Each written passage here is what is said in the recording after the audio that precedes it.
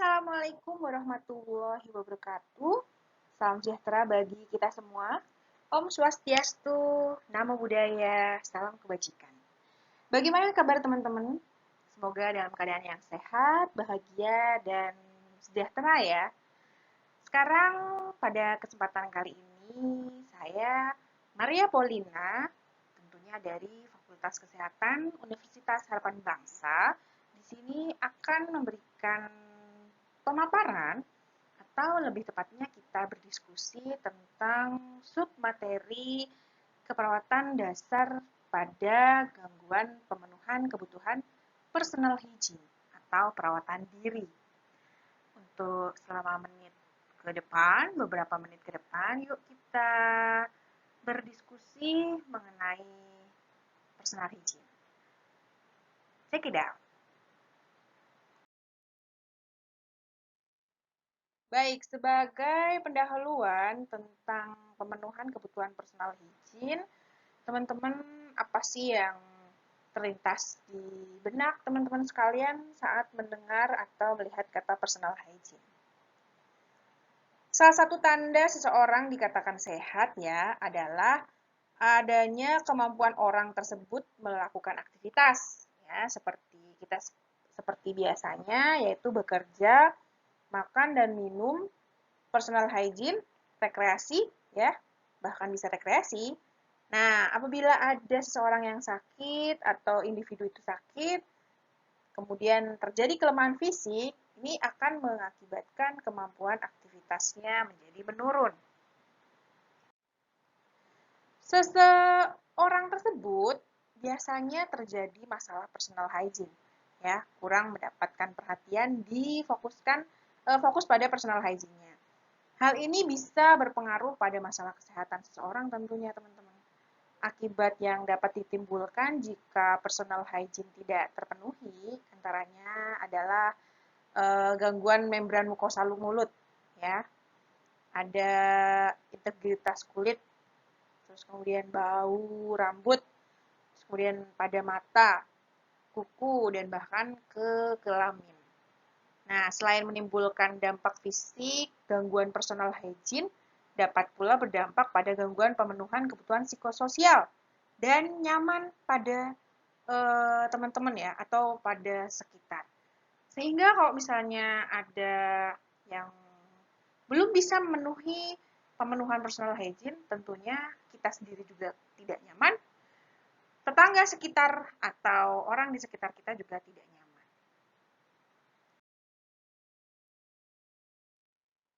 Agar teman-teman bisa mencegah terjadinya masalah yang terjadi pada klien dengan gangguan personal hygiene yang tidak terpenuhi seperti kerusakan integritas kulit, gigi, dan mukosa, dan lain sebagainya.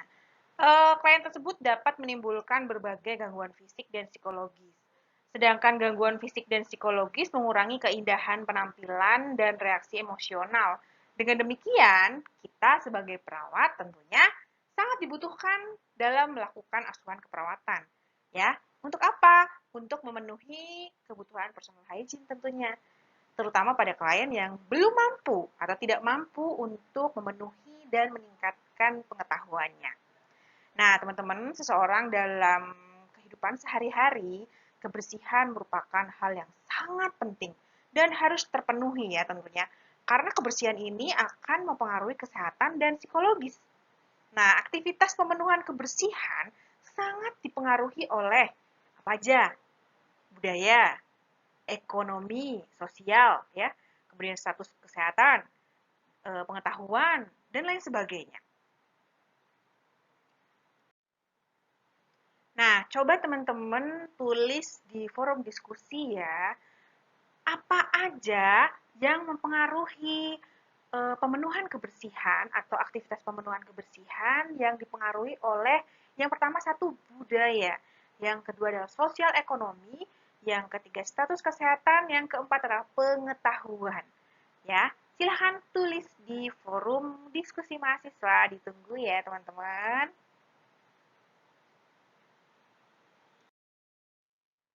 Oke, akan ada beberapa topik yang akan diuraikan dalam kesempatan kali ini, yaitu adalah konsep dasar personal hygiene yang berisikan pengertian personal hygiene, kemudian tujuan personal hygiene, dan faktor-faktor yang mempengaruhi personal hygiene. Macam dan prinsip personal hygiene dan proses keperawatan ya, yang berisikan pengkajian, diagnosa, keperawatan, intervensi, implementasi, serta kriteria evaluasi. Untuk yang proses keperawatan, kita skip dulu. Kita tekankan pada konsep dasar personal hygiene terlebih dahulu. Oke?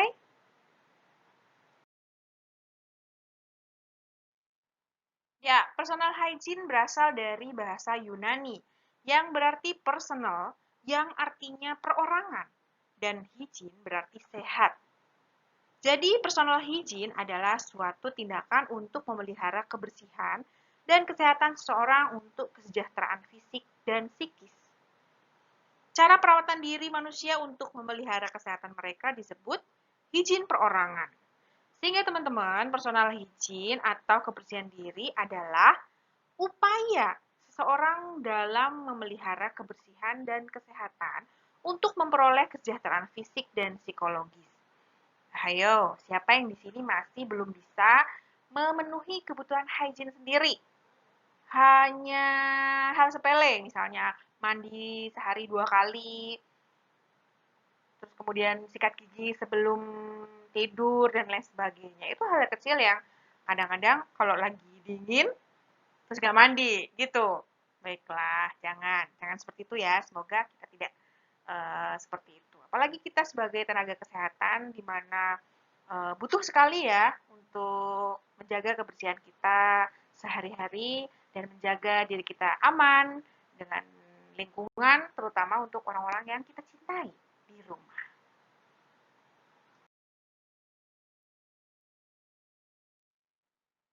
Ya, poin kedua dari konsep dasar personal hygiene yaitu adalah tujuan personal hygiene. Di mana tujuan seseorang dalam melakukan perawatan personal hygiene meliputi yang pertama, meningkatkan derajat kesehatan. Otomatis teman-teman bagi yang sudah bisa memenuhi personal hygiene secara mandiri atau perorangan, itu akan mencapai tingkat derajat kesehatan yang maksimal. Kenapa? Karena dengan personal hygiene yang baik, kita semua menjadi nyaman, aman, sehat, lingkungan baik, sehingga kita akan terasa lebih sehat sehari-hari tentunya. Untuk yang kedua adalah rasa nyaman dan menciptakan keindahan. Orang yang berusaha untuk mencapai personal hygiene yang baik akan melihat atau tercipta keindahan dan rasa nyaman. Dilihat ganteng, rapi, wangi, itu kan lebih indah kan.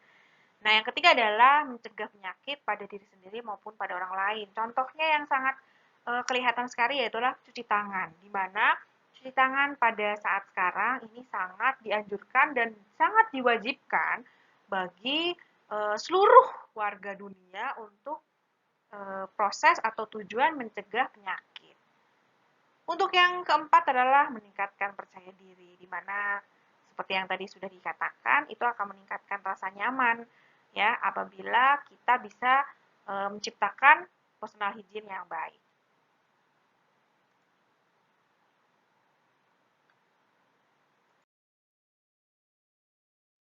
Pemeriksaan fisik memiliki banyak manfaat, baik bagi perawat sendiri maupun bagi profesi kesehatan yang lainnya.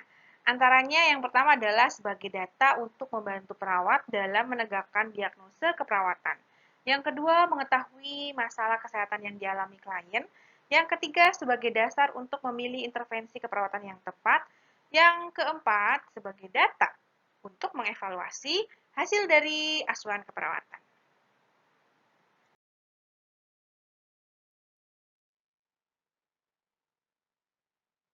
Ya, baik. Di sini akan saya bahas sedikit tentang faktor-faktor yang mempengaruhi personal hygiene klien atau seseorang, meliputi yang pertama adalah status kesehatan. Seseorang dalam kondisi sakit atau cedera sehingga memerlukan bed rest, apalagi dalam waktu yang lama. Nah, hal ini akan mempengaruhi kemampuan seseorang memenuhi kebutuhan personal hygiene-nya ya, dan otomatis tingkat kesehatannya. Kemudian di sini peran perawat yang perawat-perawat ini untuk memenuhi kebutuhan personal hygiene dan mencegah gangguan seperti kerusakan membran mukosa, kulit, dan lain sebagainya. Yang kedua adalah budaya. Sejumlah mitos berkembang di masyarakat menjelaskan bahwa seseorang yang dalam keadaan sakit tidak dimandikan. Hal ini dikarenakan nanti penyakitnya tambah parah. Nah, teman-teman, kira-kira bagaimana menurut teman-teman? Apakah itu benar ataukah memang perlu dikaji ulang? Yang ketiga adalah status sosial ekonomi. Seseorang dalam kegiatan pemenuhan personal hygiene yang baik memerlukan sarana dan prasarana seperti kamar mandi, air yang cukup dan bersih, peralatan misalnya sabun, sampo dan lain sebagainya. Ya, kemudian hal ini membutuhkan biaya dan akan berpengaruh kepada seseorang dalam memenuhi dan mempertahankan personal hygiene dengan baik. Yang keempat adalah tingkat pengetahuan dan perkembangan. Kedewasaan seseorang berpengaruh pada kualitas hidup, salah satunya pengetahuan yang lebih baik. Pengetahuan itu penting untuk meningkatkan status kesehatan seseorang. Sebagai contoh nih, agar seseorang terhindar dari penyakit kulit, maka seseorang tersebut harus menjaga kulit mereka agar tetap bersih dan mandi secara teratur dan menggunakan sabun dan air bersih.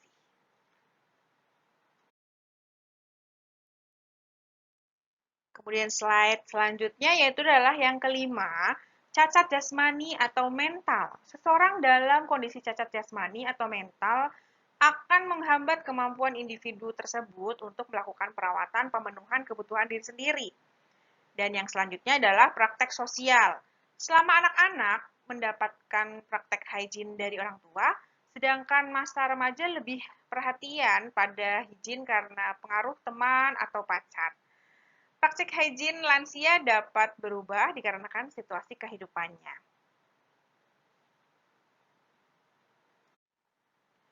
Selanjutnya yang ke-8 adalah citra tubuh. Ketujuh maksudnya, citra tubuh. Penampilan umum klien dapat menggambarkan pentingnya hygiene pada orang tersebut. Jika seorang klien rapi sekali, maka perawat mempertimbangkan ketika merencanakan perawatan dan akan berkonsultasi membuat keputusan dalam perawatan hygiene. Contoh ya, klien yang telah mengalami pembedahan seperti kolostomi selalu memperhatikan penampilan stoma dan bau fekal. Maka perawat membantu klien menjaga kebersihan area stoma dan mengurangi atau menghilangkan bau. Sebaliknya, klien yang tidak rapi atau tidak tertarik pada hygiene, maka klien membutuhkan pendidikan pentingnya hygiene. Yang terakhir adalah pilihan pribadi. Setiap klien memiliki keinginan individu dan pilihan kapan untuk mandi, sikat gigi, dan perawatan rambut. Klien memilih produk berbeda untuk perawatan hygiene dan bagaimana cara melakukan hygiene tersebut. Pilihan klien ini membantu perawat mengembangkan rencana keperawatan. Hal ini tidak perlu mengubah pilihan, kecuali hal-hal itu tidak berpengaruh kesehatan. Misalnya, klien diabetes harus berhati-hati menjaga kakinya bersih dan menghindari infeksi. Nah, perawat harus menjelaskan kebutuhan perawatan kaki yang baik dan bahan yang digunakan agar bisa tetap bisa merawat kakinya dengan baik.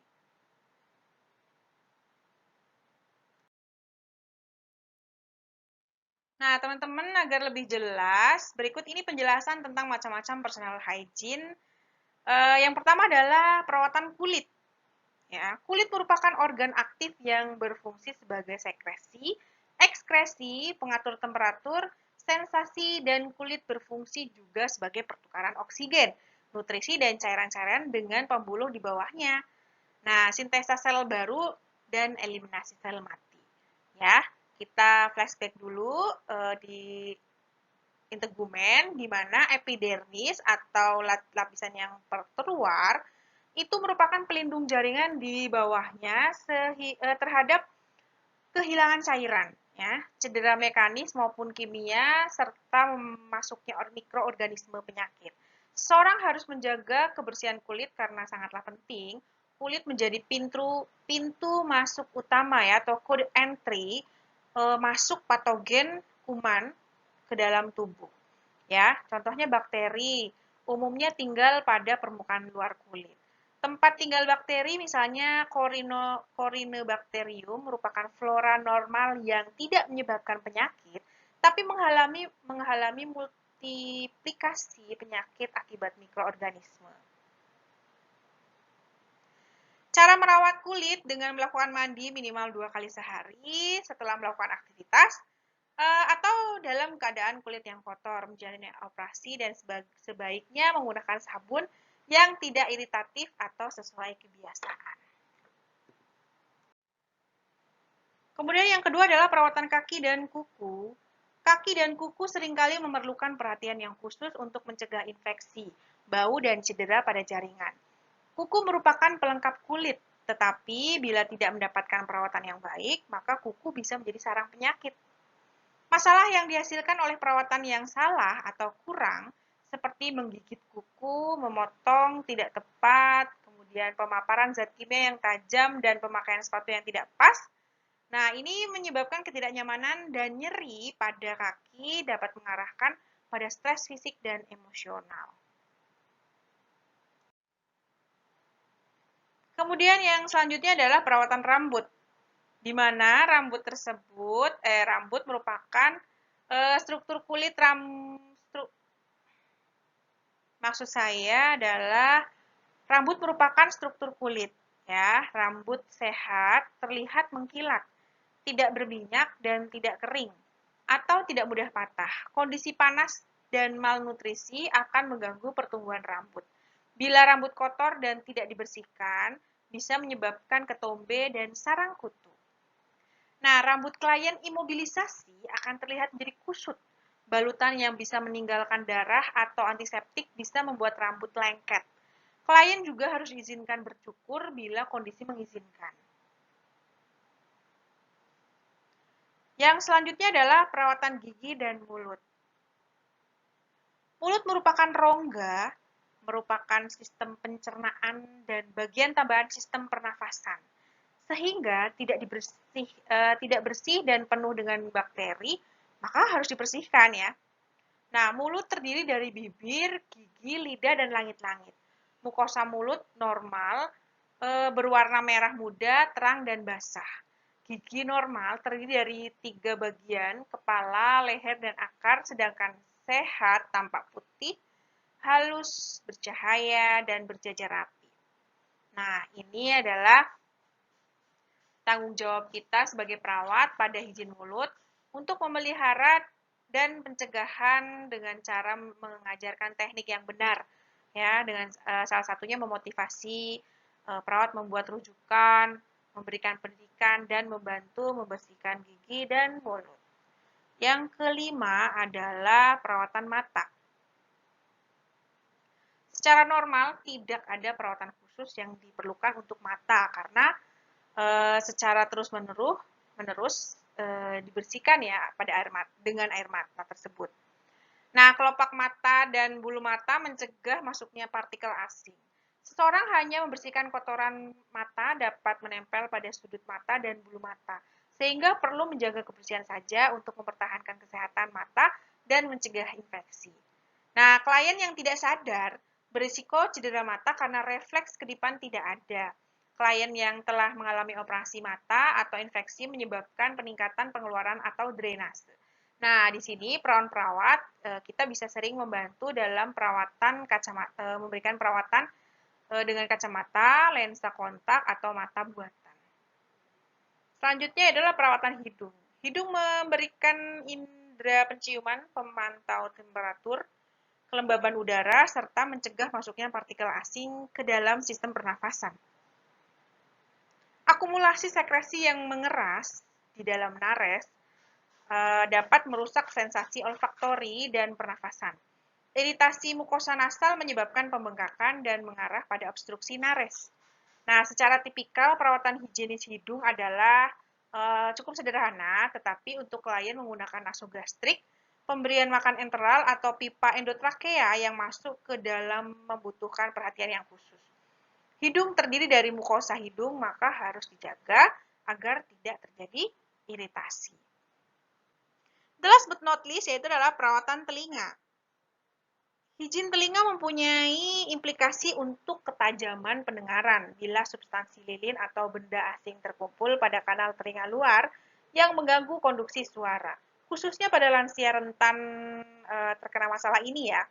Nah, perawat harus sensitif pada isyarat perilaku apapun yang mengindikasikan kerusakan pendengaran.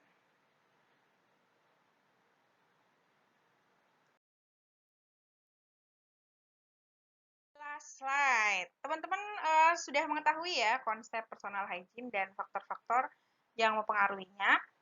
Nah, serta macam dan prinsip perawatan personal hygiene. Maka teman-teman pasti tidak kesulitan untuk melakukan asuhan keperawatan pada klien dengan gangguan pemenuhan personal hygiene dengan tahap-tahap sebagai seperti pengkajian, merumuskan diagnosa, menyusun rencana, kemudian mencegah dan memperbaiki struktur tubuh ya, serta menyusun kriteria evaluasi. Oke, this is the last. Terima kasih sudah berproses. Semoga bermanfaat, teman-teman. Kurang lebihnya mohon maaf. Sampai jumpa kembali di pertemuan selanjutnya. Bye-bye!